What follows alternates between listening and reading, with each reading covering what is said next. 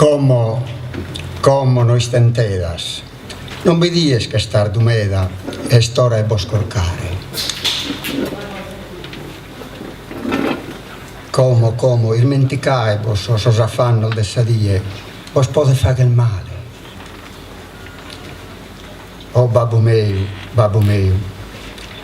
come stai tranquillo, che non bollasso in occhi solo contando os ammentos.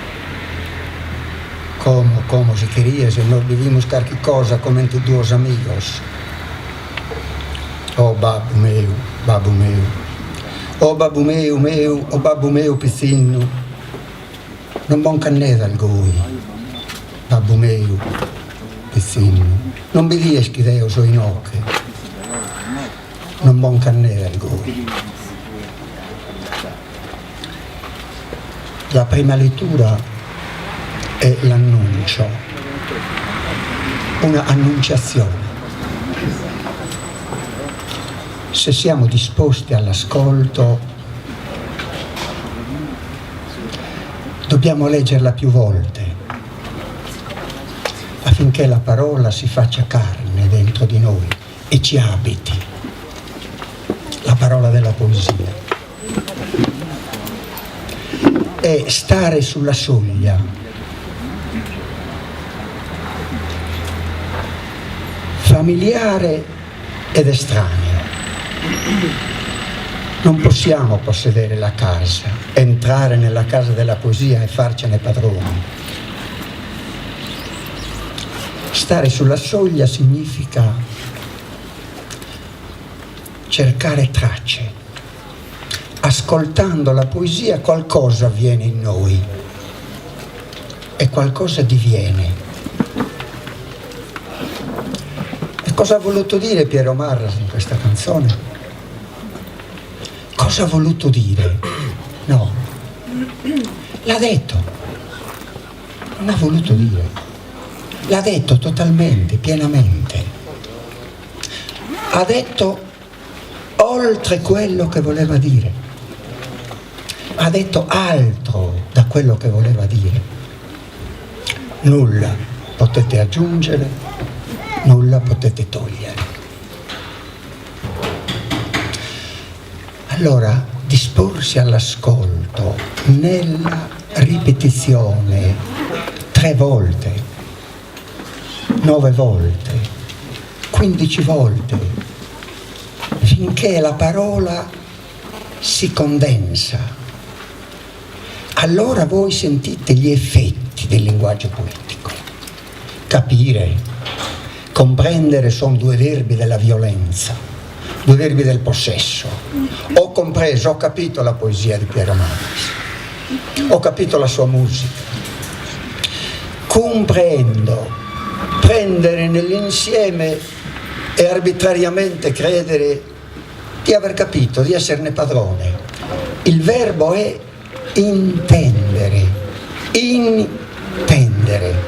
tendere verso la poesia, mettersi in cammino verso il linguaggio poetico,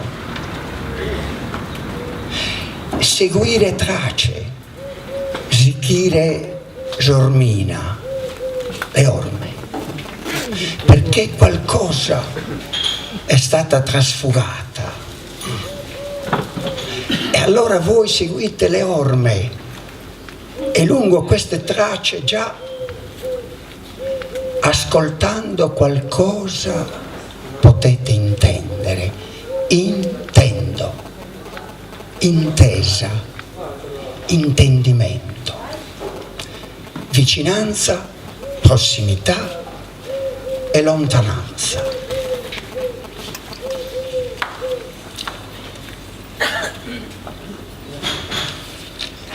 Canno sul murone scurrinti su nibre, a su sole i verri jubilanne, pare su munno tenero che a tibe i sabida mease nianne. Mama nara chi su vento giù che su lamento adesso schi non sono. Nazze milo mama nara chi salu che unispera iucchete, prite non si bivala ta vinza sa costala, nara milo mama, nazze milo mama. Ma manare anche sa luna zira sa fortuna, tanno poterziare a che la zirare. Nazemilu mamma, nazemilu mamma. Mamma, soi tremende, mamma non mi intende se nazi a questo viso, mamma su desiso, nazemilu mamma. Che cosa rimane in voi dopo la lettura? Che cosa intendete? Quale meccanismo associativo, di sensazione, della pastosità della parola? La parola poetica, bisogna ascoltarne la pastosità, la carnalità della parola poetica, il farsi corpo. Che cosa rimane dopo la lettura di una poesia? La sembianza. Che cos'è la sembianza? La sembianza, il sembiante. Pensate a un ritratto che rappresenta, raffigura una persona. Guardando questo ritratto c'è una presenza? C'è una presenza, una figura. Eppure questo ritratto dice inesorabilmente di un'assenza. Non c'è la persona. Assenza e presenza. Quello è il sembiante. Leopardi. Torna dinanzi al mio pensier talora il tuo sembiante, Aspasia. La sembianza della donna amata. Il sembiante è il centro della poesia, è il ritmo, è l'effigie che parla, eloquente per se stessa. Se vi riponete all'ascolto, che non va da sé, non è un ascoltare così, è un disporsi all'ascolto, c'è un processo attivo, dinamico della persona per disporsi all'ascolto della parola poetica. C'è nella mitologia sarda questa Iana che appare e scompare, nella piega, nell'atto di scomparire, è la poesia.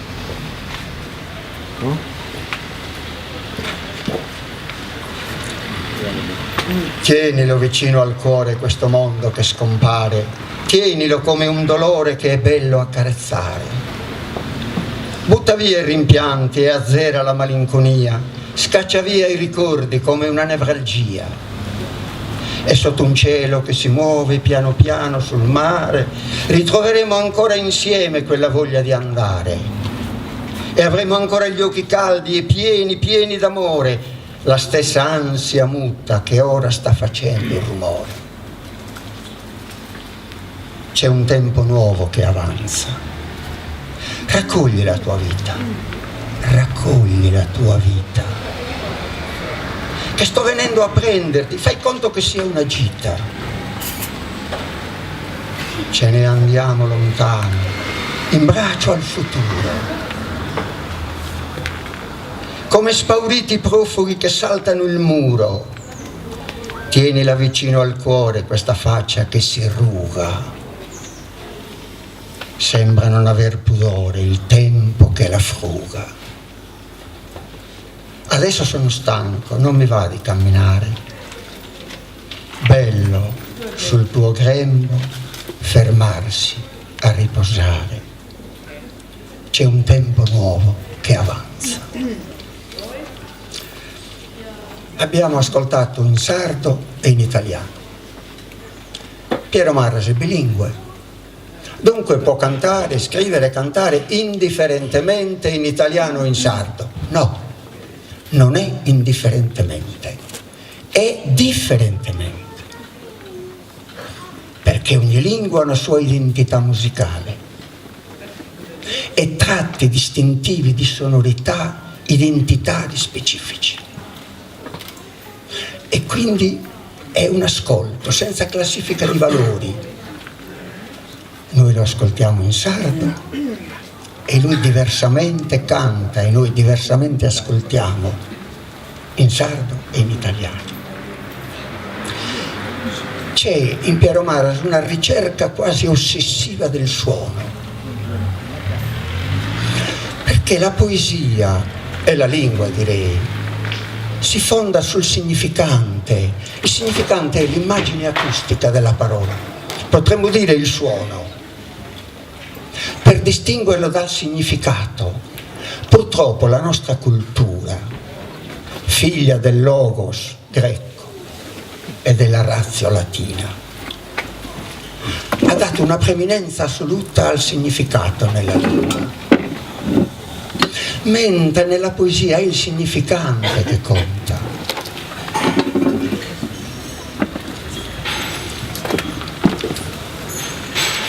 Pater noster qui es in cieli, santificato sia su nomen tuo. Ges in soschelo, santificato sia su nomen tuo. Padre nostro che sei nei cieli, sia significato il suo nome. Il significato è lo stesso, ma la preghiera parla diversamente perché la lingua è il significante. Non è la stessa cosa dire Ave Maria piena di grazia, il Signore è con te, o Deus ti salve Maria che sei di grazia piena. La parola risuona diversamente e ha effetti differenti in noi nell'ascolto. Questa è l'identità della lingua. L'attenzione al suono, dove suono e senso ad un tempo nella canzone, nel canto di Piero Marras convivono. E allora io adesso, nell'avviarmi al colloquio, mi chiedevo, io ho ascoltato come canta diversamente, quale pluralità identitaria, diremo, pur nell'identità sua di Piero Marras, cantautore, è un'identità, è un'unità di canto, pure nelle diverse tonalità.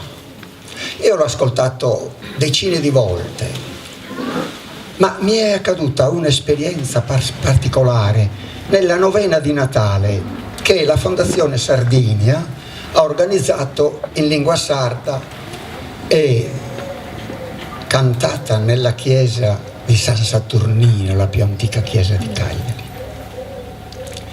E allora, a fianco di Piero Marras, mi è capitato di un corpo a corpo. Lui canta su Babbo Nostro, su Ave Maria e altri canti di Natale, e io ascoltandolo guardo e lo vicino e sento per esempio del Babbo Nostro questi toni bassi a forte intensità a cui corrisponde un particolare linguaggio del corpo, o un'Ave Maria invece con tonalità alte, espansive, esaltanti, innalzanti, altro linguaggio del corpo. Osservavo cioè che questo ritmo, il canto è il corpo, questo ritmo era il suo respiro, il respiro osservavo, commente picaia taleno, commente picaia taira, ed emetteva questi tu, santificato Babbo Nostro che sei, santificato sia, venza su regno tu, sia fatta sa volontà tu. E mi intendevo che questo tu è una sillaba arcaica dessas intragnas. Questo tu mi sembrava che fosse viscerale, gutturale, che facesse sforzo ad esprimerlo perché ha una forte, è un messaggio profondo. Tumbu, ecco su tumbu.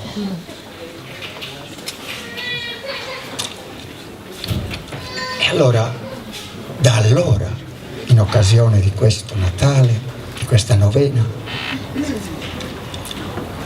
ho immaginato, ascoltandolo altre volte, di di inseguire tracce del suo canto, e qualcosa in me avveniva e diveniva. Ora, passando a un colloquio, e che cosa gli chiediamo? Io dico che Piero Mare non ci può dire nulla del suo canto e sul suo canto, ce lo dice pienamente nell'atto di cantare. La parola è superflua davanti all'espressione artistica. Però noi siamo curiosi di sapere dell'entroterra, di come egli vive questa sua esperienza del canto e della produzione testuale. Quale piacere ha del testo, quale sensualità della parola, della voce, del canto. Ci interessa questa sua dimensione dell'eros nell'atto del cantare. E allora volevamo saperne di più, ma non per un sapere nel senso di un conoscere pienamente, ma nel senso di un arricchimento per quando lo ascolteremo. Che rapporto c'è fra il testo e la musica? Come nasce un tuo testo? Ha una sua autonomia o una sua autonomia e tu adatti una struttura melodica al testo? Oppure il testo è un pretesto e invece la musica dominante? E il testo è già scritto nella dimensione della musicalità? Questa è una prima domanda.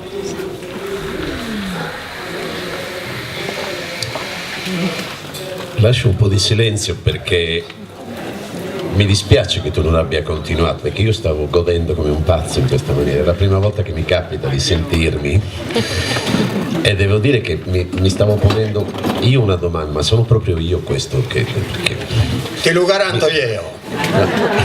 è la prima volta che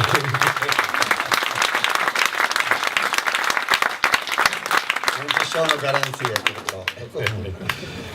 no, perché un'attenzione di questo tipo è raro trovarla, un'attenzione verso il suono, la parola, e uno ci mette una vita poi a scrivere, a fare, poi però molto spesso l'ascolto è disattento, per cui non pretendi, ma passa poi la canzone,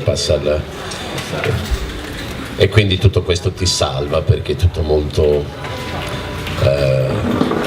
morbido e non si fruga, come hai fatto tu, e invece io gradirei essere frugato in questo senso, perché serve a me proprio come, ma non come compiacimento, ma proprio per avere un rimbalzo importante, perché se no torniamo al nocciolo, se no si è ancora soli, ecco. Uno scrive perché è solo. Il mio rapporto con la musica fin da bambino è stato un rapporto viscerale, proprio perché attraverso la musica io sono riuscito a superare dei miei problemi personali, anche proprio di interazione con gli altri, di familiarità con gli altri, con le altre presenze, per cui io ad esempio ho sempre giocato da solo, per cui questo giocare da solo presupponeva anche fantasmi che io mi cercavo di creare per avere proprio un dialogo con un altro da me. Tutto questo funzionava finché poi non si è aperta la porta di casa e c'erano gli altri, quelli veri però. A questo punto quello che mi ha salvato è proprio come un balbuziente che non riesce a parlare e riesce a parlare solo se canta quello che dice. Allora è la sua salvezza, no? Quindi quelle cose che tu hai detto, io non lo so, perché noi non ci siamo mai parlati in questo senso, abbiamo vissuto tante cose insieme, facciamo parte anche spesso di momenti, chiamiamoli, di dibattito, ma non mi aspettavo questa attenzione nei miei confronti, questa capacità di leggermi fino all'imbarazzo. Io vorrei giocare con te un giorno, ecco questo. Dunque,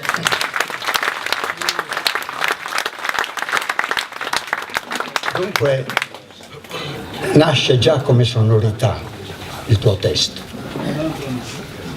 anche se noi invece apprezziamo l'autonomia del testo da metterlo in una raccolta poetica. Però come nascita ci ha detto Piero che nasce come sonorità, la musica è già tutta dentro il testo. Mi viene in mente Sciola. Sciola dice: non è io che scalpellinando do la voce alla pietra, no, la voce è dentro la pietra, è già nella cava. Quando vedo questa pietra nella cava, io sento che c'è una voce repressa e io cerco di farla venire fuori. Quindi vedete che la musica è già dentro la pietra. Pensavo a questo paragone, arti diverse, ma la musica e la scultura, tutte e due in fondo sul ritmo. Un testo, una domanda invece più leggera, ma un testo profondo può essere un po' alleggerito dalla sonorità un po' sbarazzina, o viceversa un testo leggero può essere approfondito dalla tua interpretazione, cioè che rapporto c'è nell'atto del cantare, proprio nel linguaggio del corpo, dell'emissione dei suoni rispetto al testo? Tu te lo puoi giocare come vuoi o c'è un rapporto obbligato? Quale libertà hai? E guai se non ci fosse la libertà di cantarlo come senti, sempre. Io non lo canto mai uguale durante i concerti, il gioco continua perché tu puoi anche, se cioè, negli anni questo lo impari, puoi anche avere la capacità proprio di cambiare anche spesso la metrica, di anticipare. I musicisti spesso sono terrorizzati in questo senso, ma quello che mi interessa è il quadro, cioè non posso fare con lo stesso tema, io non posso fare lo stesso quadro ogni giorno uguale. Il tema è lo stesso ma il quadro cambia perché non sono io lo stesso in quel momento. Quindi questa è la bellezza del live, no? E molto spesso questo sfugge alla gente e arriva solo a pochi eletti, ma sono quelli che mi interessano, perché come diceva Edoardo, solo uno, no? Io recito per quello che miro, il resto sono in tanti, però a me interessa uno, che poi sono tutti, no? La musica fa sì che anche un testo, e questo non so se è bene o male, ma un testo che magari ti è costato molto, che era dentro una certa suggestione musicale, poi viene fuori un testo magari importante, magari anche dove tu anche ci sei andato troppo dentro, quindi con mancanza di straniamento. Questo fa sì che la musica poi venga fuori molto, come hai usato tu, molto di superficie, orecchiabile. Sì, orecchiabile. Sì. Allora questo toglie molto al testo. Mi ricordo una delle canzoni che negli anni, una delle prime cose che io ho fatto, che si sentiva per radio, io la chiamavo la canzone del muratore, perché ho capito quanto era diffusa questa canzone quando, passando in una via, ho visto questo che canta "Diglielo tu Maria" con la cazzola, e allora lì sono arrivato, ho detto beh, qui sta succedendo qualche cosa, cioè ero, come direbbe qualcuno, nazional popolare, nel senso che questa canzone veniva un po' cantata a tutti. Questa canzone ha dentro una tragedia, nel senso che questo mito della prima volta, che poi richiama il sesso imparato per strada, tutti i casini che hai, che non sai come comportarti, però deve essere omine e somine ficussu che no, come e poi ti piacerà, ma questo per fortuna te lo risparmiai, no?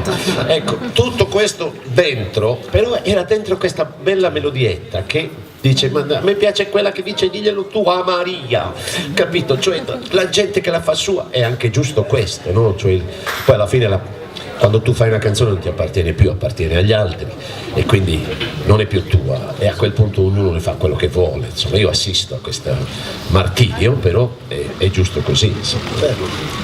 Sì, questa differenza di sonorità. Pensavo in letteratura, D'Annunzio e Montale. D'Annunzio: dolci le mie parole nella sera ti sien, io ti dirò verso quali segreti d'amore ci chiami il fiume. La parola si distende nel verso, c'è un piacere. Montale: frusci di serpi, schiocchi di merli. Ma sentite che è contro i poeti laureati, con laudo. Sentite la diversa musicalità, che pure è una musicalità: schiocchi di merli, frusci di serpi. Io ti dirò verso quali segreti d'amore ci chiama il fiume. Ecco, mi pare in te di coglierli tutti e due questi aspetti, cioè in alcune tue canzoni, come dire, ti abbandoni, distendi il verso, la voce, in altro predominano dei suoni che Paolo Pillonca chiamerebbe areste. Allora, come avviene questa diversità e questa entrambe identitarie, ma come le vivi tu? A noi interessa sapere come tu le senti per essere arricchiti nell'ascoltarti. Innanzitutto il discorso delle due lingue qui è fondamentale, perché a me è successa una cosa strana. Io ho fatto tre album in lingua italiana con una multinazionale che era la EMI, e fin qui si andava su un percorso, diciamo così, abbastanza solito. Avevano molta stima del sottoscritto, promettevano cose eccetera eccetera, fino a che il sottoscritto non ha avuto l'ardire di proporre, in un certo periodo in cui io non potevo più scrivere qualcosa che avesse un senso, non riuscivo più a scrivere, perché intorno agli anni '80 non mi dicevano assolutamente nulla. E non solo io, perché vedevo che non veniva prodotto nulla, cioè era un momento di stasi secondo me proprio della musica, ma anche della parola, dopo i manifestini politici, le canzoni fatte in un certo modo, l'ascolto cambiava, e quando l'ascolto cambia tu non hai argomenti, perché la voce non basta più. Allora quello che mi ha salvato è Zuzzurro, e quindi ho proposto a questa multinazionale un disco in sardo.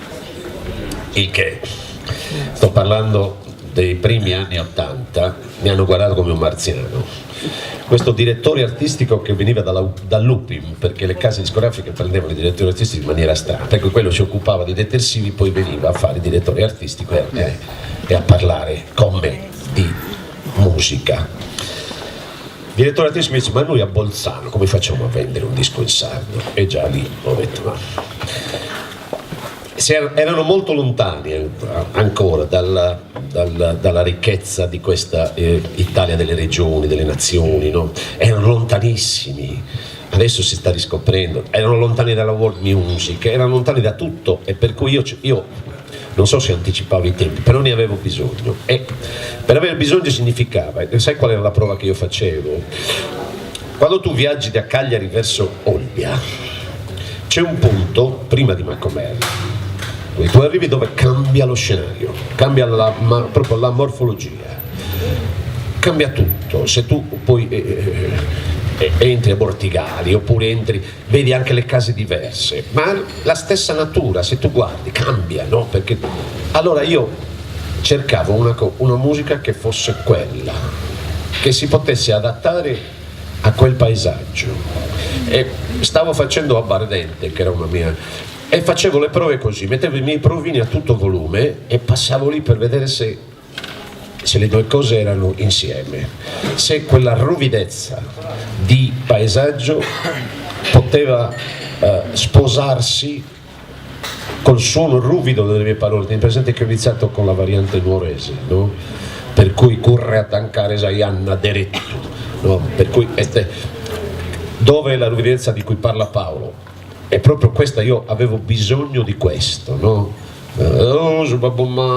Cioè, tutta questa anche ieraticità, tutto quel mondo che c'era dentro che mi era stato più o meno negato, perché non voglio essere vittima, ma io non l'ho parlato a casa il sardo, per cui questa era una vendetta che io molto freddamente, come tu mi insegni, però dovevo consumare piano piano, quindi l'ho studiato, io ho divorato quello che c'è. Nella variante nuorese non esisteva granché, c'era fortunatamente la grammatica di Massimo Pittau che mi ha aiutato come costruzione, però poi dovevo parlarlo. Io mi ricordo telefonate lunghissime con gli amici nuoresi dove io no, fai da susardo, no, questo è italiano, fai da susardo, ma questi nuoresi quando tu fai così li parlano in italiano, no? Non è che parlano, e quindi io dovevo, questo per entrare nel mondo, quindi questo.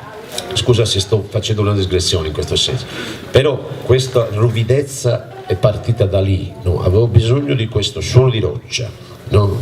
E anche di questa cadenza. Per me la fluidità all'inizio era molto italiana, anche diglielo tu Maria, se tu vedi, cioè, non è ruvido, è molto liscio, in questo senso ubbidisci tutta una letteratura, tutto un mondo che tu hai di poesia, di senso ritmico, di metrica. Nel sardo era diverso.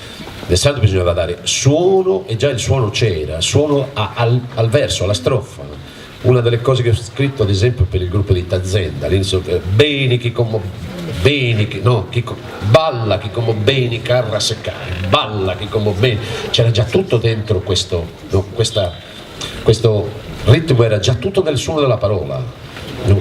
Però questo suono doveva essere pregnante, doveva essere ruvido all'inizio, poi è diventato dolce con l'avvento di Paolo, quando abbiamo iniziato a fare delle cose insieme, e lì era un altro mondo, no? Dove io entravo e cercavo di entrare, ma io lavoravo sul testo, non era più roba mia, nel senso che era roba nostra, per cui lavoravo su un testo, allora facevo la musica su una suggestione che lui mi dava e io cercavo di interpretare, insomma. Questa cupezza, questa profondità a volte mi dà l'impressione di una voce mascherata, come Jean Mamoutones, di una voce vietata, ingorgata, come di una lingua proibita, di una lingua negata, il sardo. E pensavo per esempio alla sillaba del tenore, bo, bi, bom, ba. Sento in te questo bo. La vocale O nella sillaba bo del canto a tenore è nella parte profonda della bocca, mentre il basso orgolese, per esempio, non so, il basso di Bitti e di Urune è bo. Il basso orgolese invece ba, che è al centro della bocca, la. Mentre B è nella parte estrema della bocca, è quasi labiale. Allora queste O, queste U, che vocale sarda U, e le O in te, mi danno l'impressione di una parentela inconsapevole, io nel dirlo arbitrariamente, probabilmente anche tu inconsapevole, ma insomma c'è questa appartenenza del suono, come tummu, che tu hai inseguito dando poi il titolo al tuo album, cos'è, del 95 mi pare. Sì.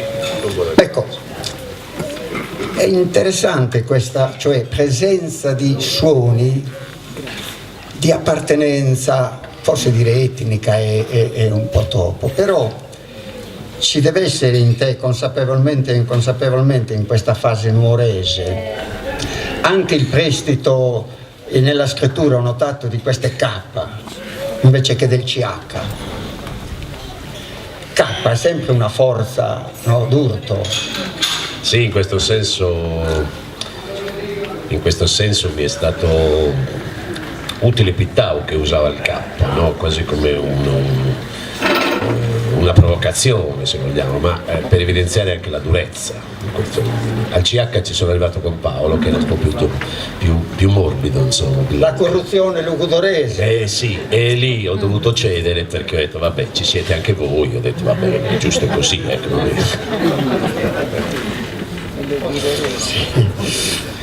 Senti, puoi dirci di questi passaggi dell'album da Abardente dell'85 e Tumbu del 95, mi pare, c'è stata in te gradualmente una maggiore familiarità con la lingua? Te lo chiedo perché io sento ogni giorno dei canti in sardo, maggiore familiarità. L'hai avvertito questo passaggio per cui in Tumbo hai maggiore familiarità rispetto a Abardente o no? Sì, evidente.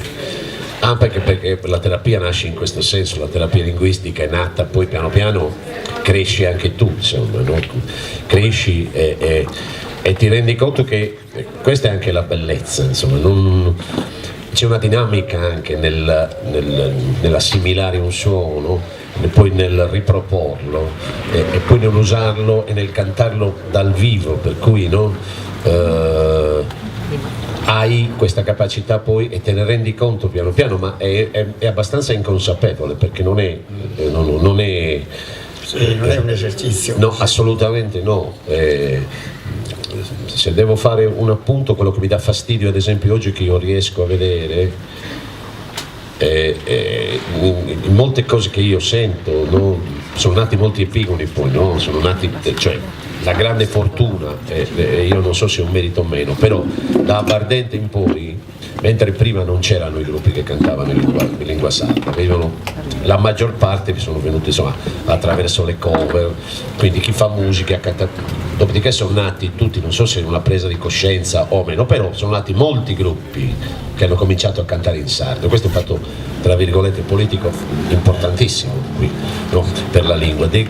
La musica ha dato moltissimo in questo senso, io insisto nel dire che spesso una canzone fa molto di più di tanti convegni sulla lingua, no? Ma oggi noto però che c'è anche l'altra parte, no?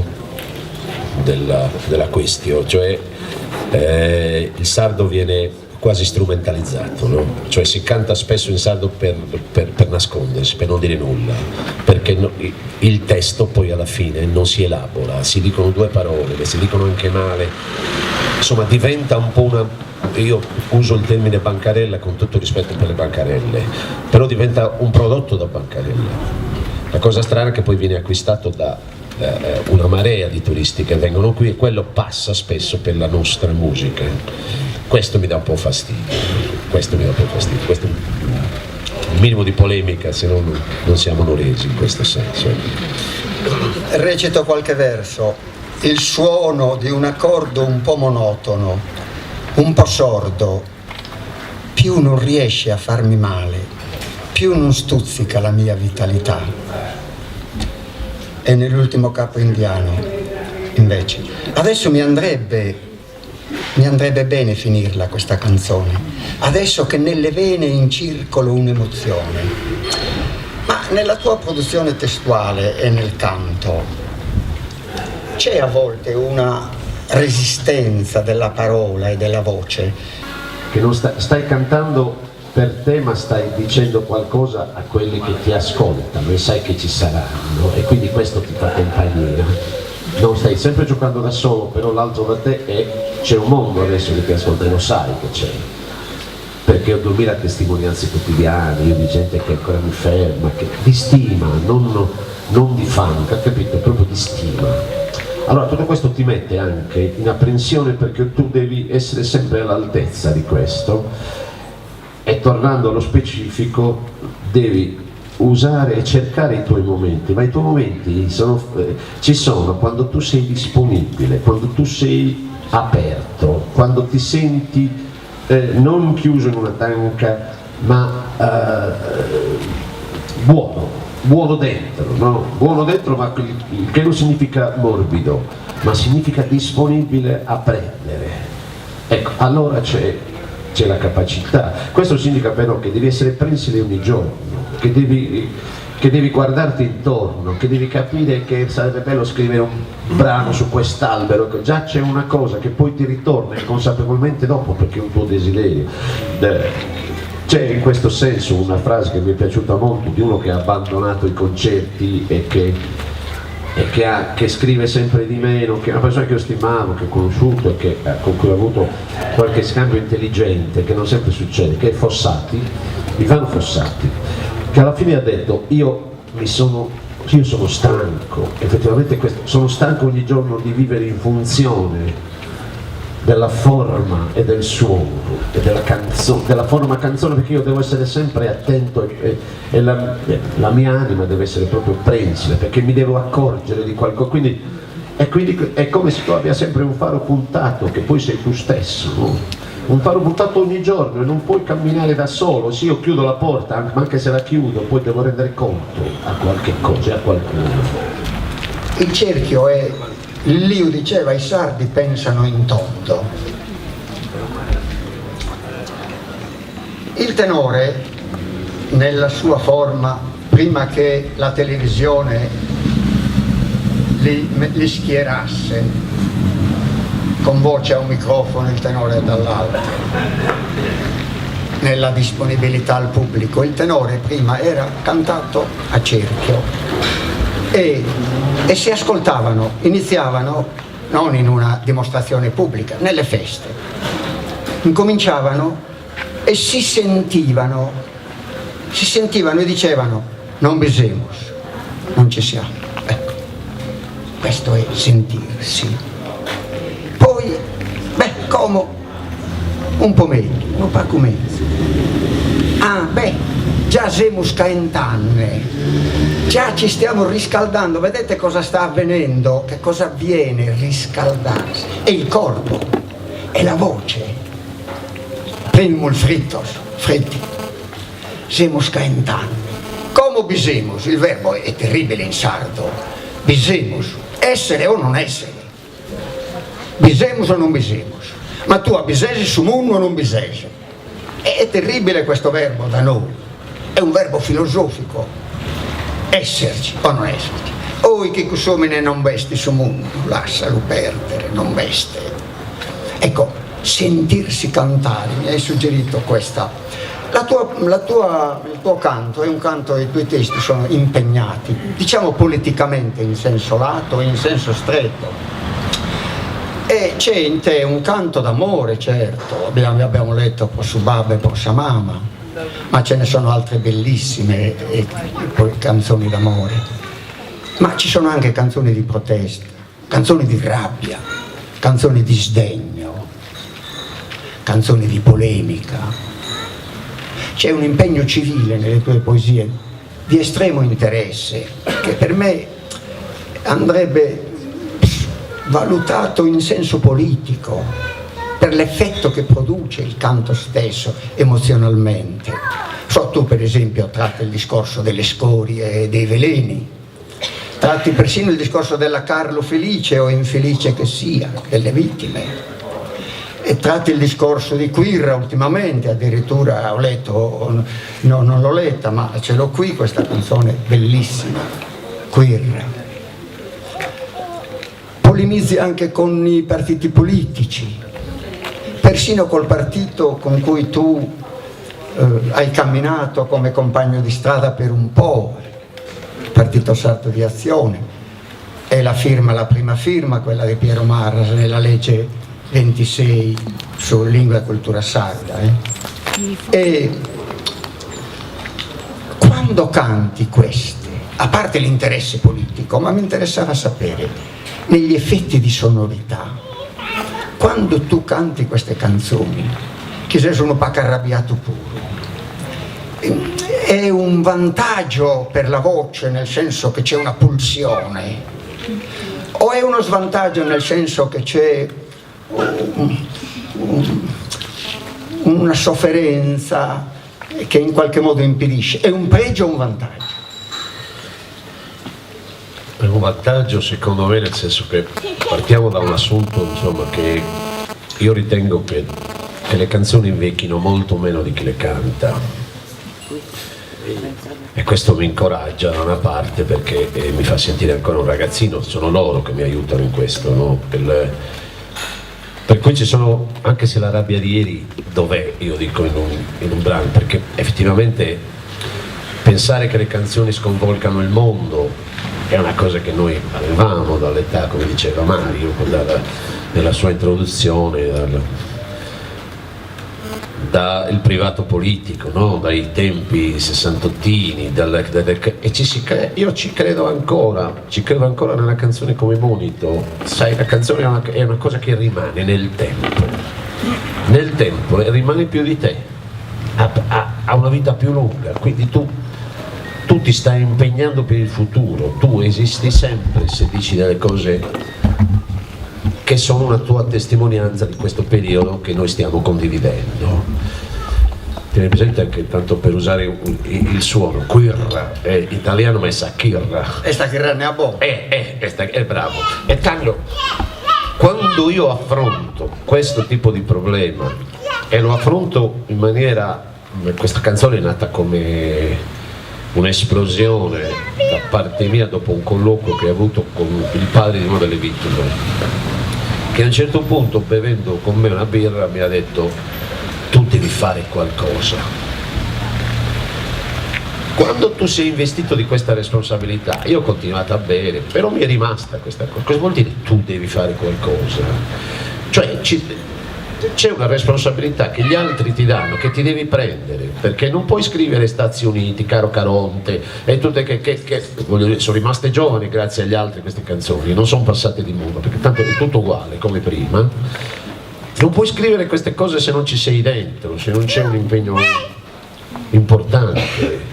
Non puoi credere in un partito e militarci e poi vedi che era tutto, che non c'entra nulla, che c'è una displasia, che c'è una non concordanza, no? Cose come un partito dislessico tra quello che tu realmente credi e gli amici che frequenti intorno, che non appartengono, che nessuno si mette in gioco, per cui tu dici: ma io qua sono un marziano, cosa ci faccio in mezzo? Non perché tu sia San Francesco, ma perché tu sei abituato alla corrispondenza di testo e musica, e testo e musica significa vita e coerenza. Questo è Allora, in questo senso la canzone d'impegno è importante, perché è una testimonianza e qui le testimonianze cominciano a servire. Se la musica può fare qualche cosa, visto che non lo fa qualcun altro che dovrebbe farlo in questi giorni e lo fa in maniera molto blanda, no? Allora la musica serve, gliela canto all'orecchio, gliela urla all'orecchio Quirra. Sì. Questo è il discorso di fondo, no? Poi Quirra ha avuto anche, scusa, ha avuto anche le sue reazioni. Quando è uscito questo brano, tramite l'Unione Sarda, che il disco è andato a ruba, ha fatto poi è entrato nelle case, da Perdas de Vogo mi hanno mandato non è vero niente, guarda che ti stai sbagliando, perché cazzo, gli ho detto: ma questa gente deve salvare il posto per andare a sciacquare i cessi, che cosa deve salvare? Perché è talmente lampante quello che sta venendo fuori adesso che siamo, o insorgiamo o è la gente che lo farà, secondo me, oppure dobbiamo rassegnarsi e essere un popolo di Terracos. Questo è il mio discorso, molto così.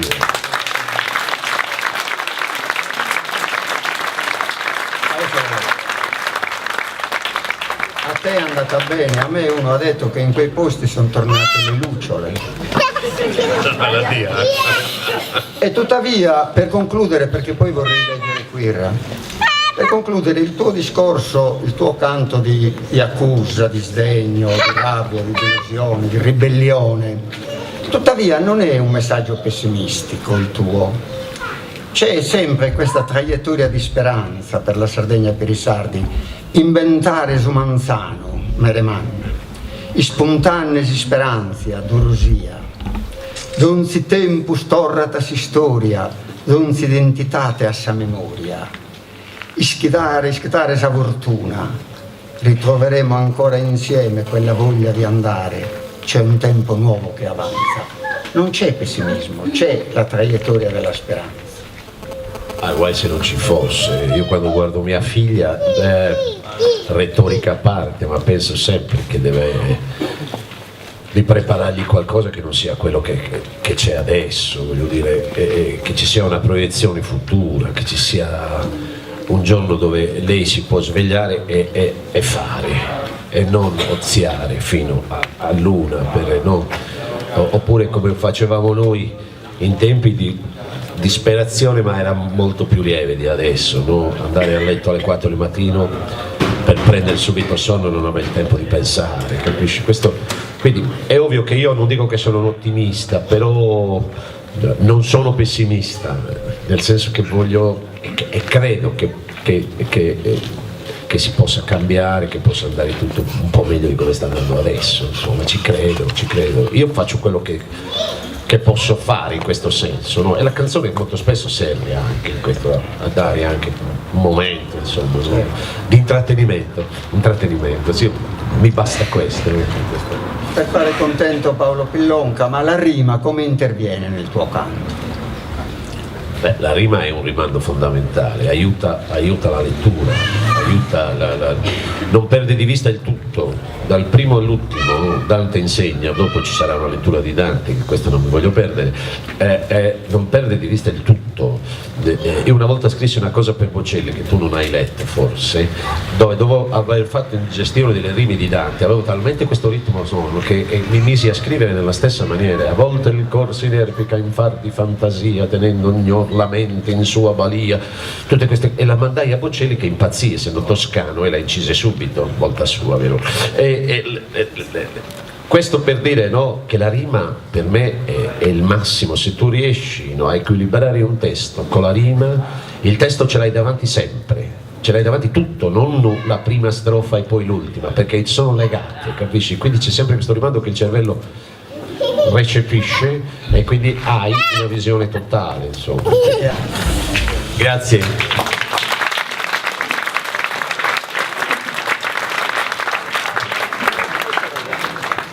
Ringrazio Piero e Bacchisio per questo bellissimo incontro. Piero potrete sentirlo cantare stasera in Piazza dei Balli alle 9:30. Adesso ci trasferiamo qui a Salenze Murone per proseguire con altri argomenti. Grazie ancora.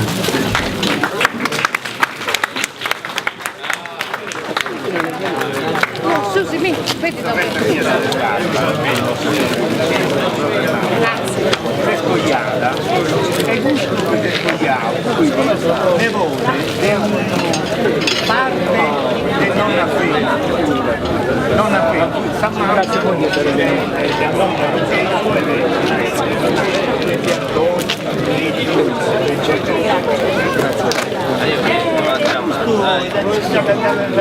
Ciao, sai che andiamo a mano, dai? Dove stai?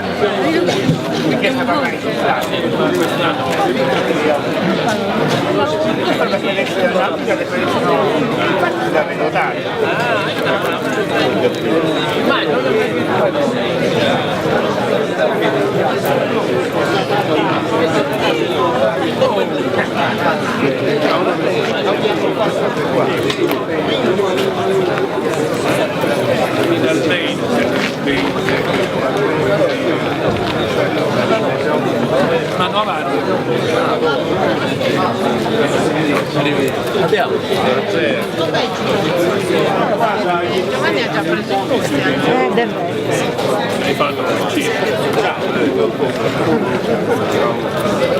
Ciao Francesco. Ciao.